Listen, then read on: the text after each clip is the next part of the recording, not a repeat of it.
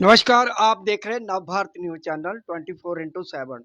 दर्शकों, जिस तरह से जो है तकरीबन जो है ये क्लियर हो चुका है कि ये एनसी और कांग्रेस की जो सरकार जो है जम्मू कश्मीर में बनने जा रही है। जैसा कि उन्होंने अपने घोषणा पत्र यानी कि मैनिफेस्टो में लिखा है कि हम सबसे पहले जो है जो डेली बेसिस जो लंबे समय से हड़ताल पर धरने पर बैठे हैं उनका मसला हल करेंगे, उनको रेगुलर करेंगे, उनको जो मिनिमम वेजेस एक्ट है उसके अधीन जो है सैलरी देंगे। हमारे साथ रवि हंस जी हैं, उनसे बातचीत करेंगे जो लंबे समय से जो अपनी मांग को लेकर धरने पर हैं। तकरीबन कितने साल हो गए इसे? सवा 2 साल हो सवा 2 साल से वो धरने पर हैं, लेकिन पिछली सरकारों के साथ बात करें उन्होंने कुछ नहीं किया। नई सरकार जो एलजी की थी, जो इनडायरेक्ट वे का जो बीजेपी चलाती थी, उन्होंने भी कुछ नहीं किया। अब ये जो नई सरकार है, उनके घोषणा पत्र में जो है उन्होंने आश्वासन दिया है कि हम डेली वेजर का जो मसला है वो हल करेंगे। पहले तो आपका बहुत-बहुत स्वागत है जी। धन्यवाद जी। रवि जी, जिस तरह से एनसी ने और कांग्रेस ने ये पहले ही घोषणा पत्र में लिखा है कि हम डेली वेजर का मसला जो है वो प्रायोरिटी पे हल करेंगे, क्या कहेंगे इसके ऊपर आप? सबसे पहले तो आपके चैनल का बहुत-बहुत धन्यवाद और आपके चैनल के साथ-साथ जो लोग ये इलेक्शन जीत के आए हैं, जो आज सत्ता में आने वाले हैं, सबको बहुत-बहुत मुबारकबाद। और उसके साथ-साथ एक अपील कि जो वादे, जैसा कि हमने पहले भी कहा था कि हर एक पॉलिटिकल पार्टी को चाहिए कि वही वादे करे जो वो पूरे कर सकते हों। तो हम यही उम्मीद करेंगे कि जैसे एनसी और कांग्रेस के गठबंधन ने घोषणा पत्र में भी रखा था और हर जगह इन्होंने वादा भी किया था, हमारी सरकार आएगी तो हम डेली वेजर को रेगुलराइज करेंगे। यही अपील करेंगे कि पहली कैबिनेट के अंदर ही डेली वेजर का मुद्दे का जो है वो हल किया जाए, क्योंकि ये बहुत पुराना मुद्दा, लगभग 30 साल पुराना मुद्दा है और कहीं ना कहीं ये नेशनल कॉन्फ्रेंस और कांग्रेस की गलतियों की वजह से ही इतना लंबा जो है वो शोषण जो डेली वेजर का हुआ है। क्योंकि कहीं ना कहीं 94 के बाद सरकारें एनसी और कांग्रेस की ही रही हैं कल्यूशन में। तो डेली वेज ये स्कीमें लगाते रहे, उन स्कीमों को चलाने के लिए मैन पावर की ज़रूरत थी, जो कि अगर कोई स्कीम बनती है उसके लिए एक मैन पावर का प्रावधान जो है वो स्कीम के अंदर रखना चाहिए था, जो इन्होंने नहीं रखा। जो पोस्टें क्रिएट होनी चाहिए थी वो नहीं की, जिस वजह से डेली वेजर को एंगेज करना पड़ा और डेली वेजर का मसला जो है वो लटका रहा। और पिछले आपने देखा 10 सालों से लगातार संघर्ष करने के बावजूद भी डेली वेजर को कुछ भी रिलीफ जो वो नहीं मिल पाई। तो आज इन दोनों पार्टियों के पास अपनी उन गलतियों को सुधारने का मौका है। हम तो यही चाहेंगे कि पहली कैबिनेट के अंदर वो इस मुद्दे का सॉल्यूशन करें और जल्द से जल्द डेली वेजर को जो है वो रिलीफ मिल पाए। जिस तरह से यहाँ पे पहले मैं 2014 की बात करें तो आज़ाद मौलाना स्टेडियम में जो है मोदी की एक रैली हुई थी कि हम हमें वोट दो, हमें जिताओ, हम प्रायोरिटी के ऊपर पीएचई डेली वेजर का, मैंने खुद इसको कवर किया था। उन्होंने कहा कि डेली वेजर का मसला जो है हम प्रायोरिटी पे करेंगे, लेकिन पिछले 2014 से लेकर 2024 तक उनकी तरफ से कुछ नहीं हुआ।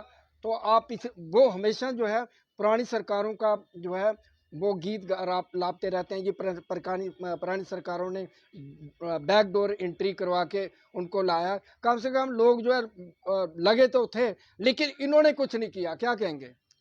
सबसे पहली बात तो मैं ये कहना चाहूँगा कि अगर पुरानी सरकारों ने लगाया था तो उन्होंने अपने घर में नहीं लगाया था, उन्होंने सरकारी विभागों में डेली वेजर लगाया है।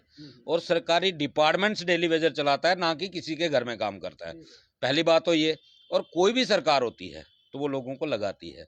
अब ये जो एलजी प्रशासन अभी अभी गया है, क्या इसके टाइम डेली वेजर नहीं लगे हैं? कौन कहता है? जब 2014 की ही बात करें, सितंबर 30 2014 को एक लिस्ट फाइनल हुई थी डेली वेजर की 61,011 लोगों की।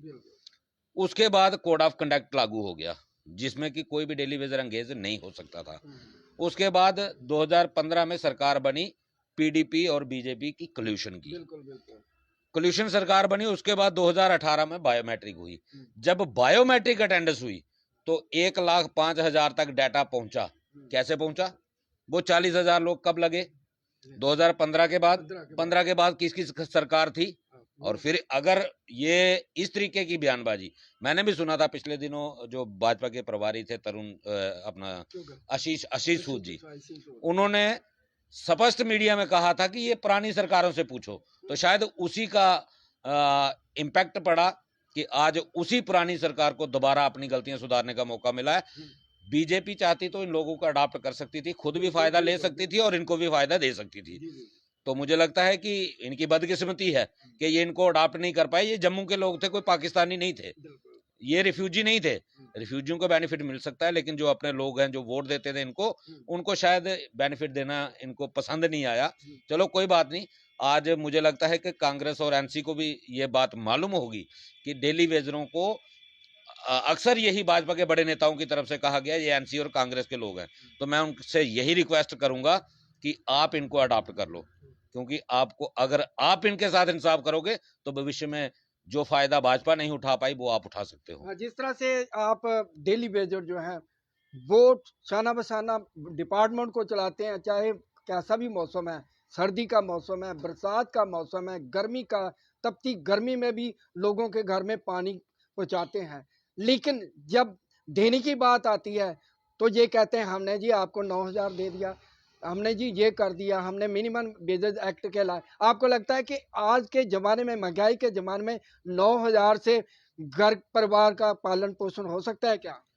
मैं आपकी जानकारी के लिए बता दूं, ये minimum wages act Bharatiya Janata party ने नहीं लाया, ये 1948 से लागू है और 95 से जम्मू कश्मीर में भी लागू है। तब भारतीय जनता पार्टी का खाता तक नहीं खुलता था यहाँ पे। और ये इनके बड़े बड़े नेता जो बयानबाजी करते हैं, ये मीडिया में बयानबाजी करके भाग जाते हैं, कभी हमारे सामने आके बैठ के बात करें, हमें बताएं कि किन लोगों को इन्होंने 9,000 तक पहुंचाया। जो पीएचई का इक्वल रेट हुआ था 2011 में हुआ था, तब ताज अपना क्या नाम था, काजी अफजल जो थे वो पीएचई के मिनिस्टर थे, तब से 2011 को ये रेट इक्वल हुआ था। वो जो चंद लोग थे जो इनके टाइम पे लगे हैं, उन्हीं का जो रेट जो है इन्होंने बराबर किया है। और रही मिनिमम वेजेस 9,000 की बात, तो 9,000 हर 3 साल के बाद मिनिमम वेजेस जम्मू कश्मीर के अंदर रिवाइज होता था। ये पहला मौका था जब भारतीय जनता पार्टी की सरकार थी केंद्र में और उसके साथ साथ एलजी प्रशासन था जम्मू कश्मीर में। पहली बार 5 साल लगे हैं, 2017 के बाद 2022 में मिनिमम वेजेस रिवाइज हुआ, पहली बार 5 साल लगे और 2 साल का टाइम पीरियड भी खाया। और जो 40% मिनिमम वेजेस बढ़ना चाहिए था वो 38% बढ़ाया गया, 2% वहां से भी खाया गया। और उसके साथ साथ 2015 से लेकर 2022 तक डेली वेजर की 17 महीने की वेजेस भी रोकी गई। ये बड़ी उपलब्धि है इनकी।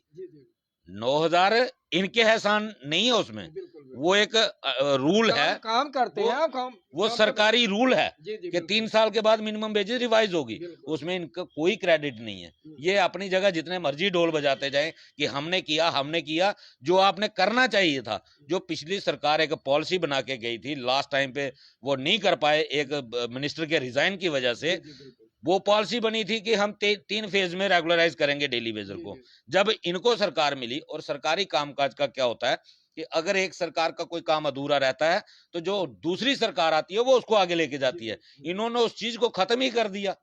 वो बंगाल की पॉलिसी उठा के ले आए जम्मू कश्मीर के अंदर, SRO 520। और जो इनके डिप्टी सीएम के अंडर जो डिपार्टमेंट आता था हाउसिंग का, वहां पे लोगों को रेगुलराइज कर दिया गया, बाकी डिपार्टमेंट के अंदर काम रोक दिया गया। जैसे ही सरकार टूटी, SRO 520 बंद। तो रवि जी, एक सवाल ये भी उठता है कि जिस तरह से उनका कहना था कि ये जो है हम ही लाए हैं, मतलब कि एक सवाल मेरा भूल गया हूं, मैं आपको बाद में पूछ लूंगा। जिस तरह से आपने लंबे समय से आपने भाजपा के कार्यालय के बाहर, हेडक्वार्टर के बाहर जो है आश्वासन दिया, श्यामलाल शर्मा ने खुद कहा कि ये बिल्कुल जायज़ है। उन्होंने लिस्ट भी बताई कि हमने एक फेस बाई इनको रेगुलर करना था। उसके बाद ये चाहते तो ये कर सकते थे, लेकिन ये हमेशा ठीकरा क्या कहते हैं, हमारी सरकार नहीं है, एलजी प्रशासन, हम कुछ नहीं करते। इसमें कितनी सच्चाई है? जो करना होता है ना वो हो जाता है। केंद्र में सरकार थी और जम्मू कश्मीर के अंदर हर वही ऑर्डर लागू होता है जो केंद्र से आता है। वहां से जो डायरेक्शन आती है वही इंप्लीमेंट होती है। सच्चाई ये है कि इनकी नीयत खराब थी और कुछ नहीं था। नीयत की खराबी के कारण इन लोगों ने डेली वेजर को नजरअंदाज किया है, अदरवाइज ये इतना मुश्किल काम नहीं था। भाजपा के ही आप 10 लोगों का इंटरव्यू करो, 10 की स्टेटमेंट अलग आएगी, 10 की ही स्टेटमेंट अलग आपको सुनाई देगी। कोई कहता है ये रीढ़ की हड्डी है, इनके साथ जस्टिस होना चाहिए, कोई कहता है ह्यूमैनिटेरियन ग्राउंड पे होना चाहिए, कोई कहता है ये बैकडोर एंट्री है, कोई कहता है ये पिछली सरकारों ने लगाए हैं, उनसे सवाल पूछो। इनकी पार्टी का पहले खुद ही एक स्टैंड नहीं रखते ये लोग। पार्टियां एजेंडे पे चलती हैं, पार्टियां आइडियोलॉजी पे चलती हैं, लेकिन ये पहली बार देखा है कि इनके हर नेता का अपना अलग ही रवैया है। जिस तरह से तो आपने मिले थे रविंद्र रैना जो प्रेसिडेंट है भाजपा के जम्मू कश्मीर के, उन्होंने कहा आऊं बैठा था मैं ਤੁਹਾਡਾ ਜਿਹੜਾ मसला हल करगा, ते हूं 24 भी आ गया, सरकार इलेक्शन भी हो गए, इसके दौरान इन्होंने कुछ नहीं किया। सिंह साहब, मैं पहले ये कहना चाहूंगा, ये मैंने पहली पार्टी ऐसी देखी है जिस पार्टी के अंदर अपने स्टेट प्रेसिडेंट की वैल्यू कोई नहीं है। स्टेट प्रेसिडेंट एक मुद्दा लेके आता है लेकिन उसका मजाक उड़ाया जाता है। उसके अगर वो कहीं पब्लिक में जाकर कोई वादा करके आता है तो दूसरा नेता उठता है, वो काउंटर कर देता है, हमारे नेता जाते हैं जी लोगों के साथ सच्चे झूठे वादे करके आ जाते हैं। भाई नेता वही होता है जो पब्लिक के पक्ष में खड़ा होता है। नेता उसी को कहते हैं जो पब्लिक के दुख दर्द को समझकर उसका हल निकालने की कोशिश करे। और मैं रविंद्र रैना के लिए एक ही चीज कहना चाहूंगा, आज भी बिल्कुल हार गए हैं बेशक, लेकिन रविंद्र रैना जैसा नेता बीजेपी के पास ना था ना होगा, क्योंकि वो एक ऐसा शख्स है कि जो पब्लिक के साथ हमेशा खड़ा रहना पसंद करता है और उसने पूरी कोशिश की है। लेकिन अफसोस हमें इसी बात का है कि शायद वो गलत पार्टी में था, पार्टी को उसकी वैल्यू नहीं समझ आई और जिसका खमियाजा जो है वो कहीं ना कहीं उसको खुद भी उठाना पड़ा है। रवि जी, जिस तरह से नई सरकार है, आपको लगता है कोई उम्मीद की किरण सामने दिखती है? जिस तरह से इन्होंने बड़े बड़े वादे किए जब लोगों के बीच में गए थे, चाहे कांग्रेस की चाहे एनसी थी, ये इन्होंने वादे किया कि हम ये करेंगे, बिजली 200 यूनिट फ्री देंगे और ओल्ड पेंशन लागू करेंगे, पीएचई डेली वेजर का मसला हल करेंगे। आपको कुछ लगता है कि कोई उम्मीद की किरण दिखती है क्या? इसमें बहुत बड़ी आगे आप देखेंगे बहुत मुश्किल सिचुएशन है। अगर डेली वेजर का मसला केंद्र हल करना होता तो वो इलेक्शन से पहले कर देते।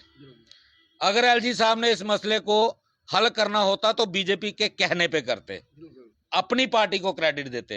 आज सत्ता में जो है वो नेशनल कॉन्फ्रेंस और कांग्रेस आने वाली है, भाजपा जो है वो विपक्ष में है, पावर जो है वो एलजी के पास है और इतना आसान नहीं होगा।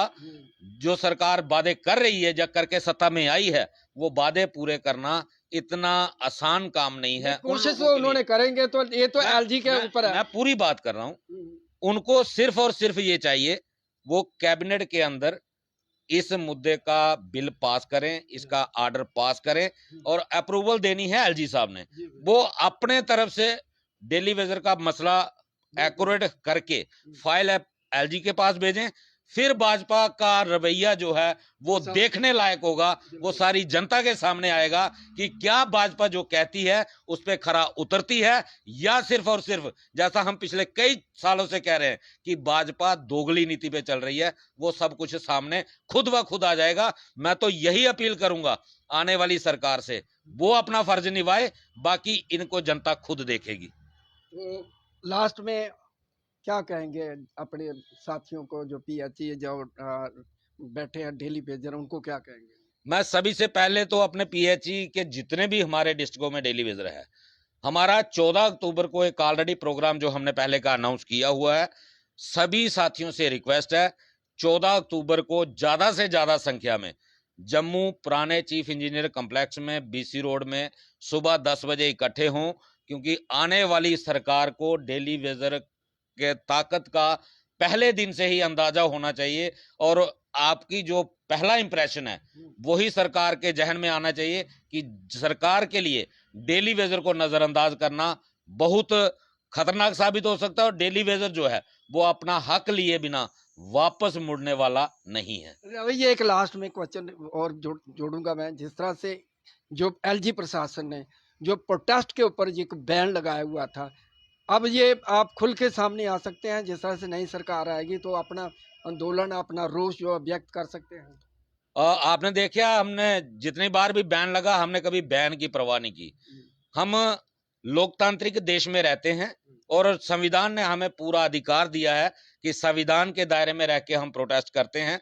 हमने कोई भी कभी भी किसी भी हमारे प्रोटेस्ट में हमने वायलेशन नहीं किया और ना ही कभी करेंगे। लेकिन जो संविधान ने हमें ऑथराइजेशन दी है प्रोटेस्ट करने की, लोकतंत्र के दायरे में रह।